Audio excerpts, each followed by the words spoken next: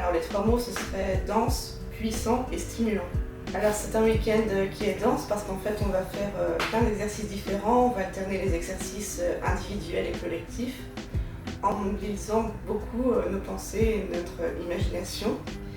C'est un week-end qui est très stimulant aussi parce qu'on est porté par l'énergie du groupe. On est un groupe de 8 à 10 personnes qui viennent d'horizons différents, qui ont des histoires différentes et du coup c'est très énergisant, on est porté par un certain optimisme et une vision positive de l'avenir.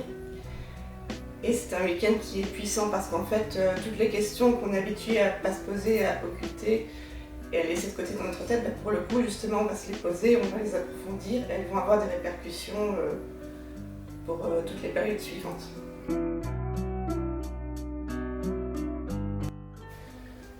Alors ce qui m'a frappé prioritairement, c'est que j'ai réalisé qu'on était nombreux à remettre notre vie professionnelle en question et l'approche de notre travail. C'était très important en fait de réaliser qu'on n'est pas seul quand on est en train de remettre en question un point important de notre existence. Et ensuite j'ai réalisé que je portais déjà en moi les bases pour réaliser mes objectifs.